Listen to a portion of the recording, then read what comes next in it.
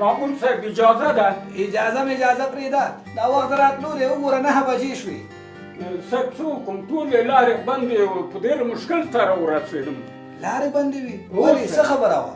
نور پوه نه شوم لکه چې بیا کوم چارواکي کوم فاتحې ته روان وو ټول لارې او سړکونه بند وو. یاره خو یو خو د چارواکو فاتحو ته تګ د ښاریانو لپاره غټ مشکل جوړ شوی. څه فایده؟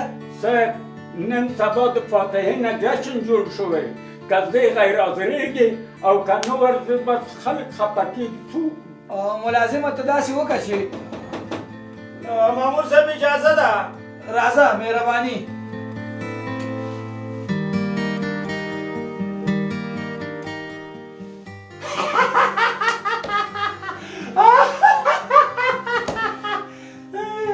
وروره خیر خو دی که نه؟ خیر چېرته دی؟ که خیر وی زه به دلته تا ته راتلم. هی وروره داسې بېسوره غوندې ښکارېده ته څوک یې؟ بېسوره خو ته یې چې بېسوره خبرې کوې خو یوه خبره درته کومه چا چې زما خبره نه ده منلې که نه تر ننې ورځې پورې همداسې سربداله ګرځي لکه د تاسو غونته کې وو.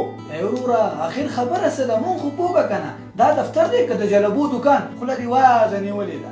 مامور صاحب نو څه به ووایم خو زه یوه خبره کومه که نه چې په ژوند کې ښه کوه ښه وو بس.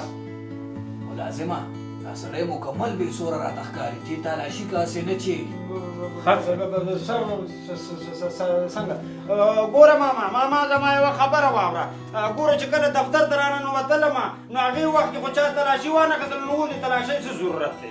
ضرورت شته دی یوازې خو مونږ نه یو که نه په ټول دفترونو کې اوس رواج دی داخل په دفتر کې تلاشي کوي. ښه واخله تلاشي خو ګوره چې ومې نه تخنې ښه تلاشي راکړه. مه کوه تخنول مه کوه ظالمه.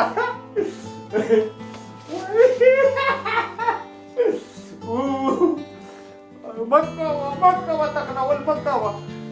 مامور صاحب ته دا ولوله چې شی د پولیسو د حوزې محترم امیر صاحب له پرون راهیسې مې مېرمن ورکه شوې ده. هیله ده زما د مېرمنې په پیدا کولو کې قانوني مرسته راسره وکړئ. دا څه وایي ښځه دې ورکه شوې ده؟ هو صاحب څه جومات ته خو مې نه ویل چې قسم راباندې که امیر صاحب په خدای به شي او په تاسو به شي دا مېرمن مې راته پیدا کړي. څوک یې درته پیدا کړي؟ څوک یې راته پیدا کړي خو تاسو یې راته پیدا کړي که نه؟ قربان دې شم د پولیسو امریت یا حوزې ته لاړ شه دا خو د ښاروالۍ ماموریت دی که نه؟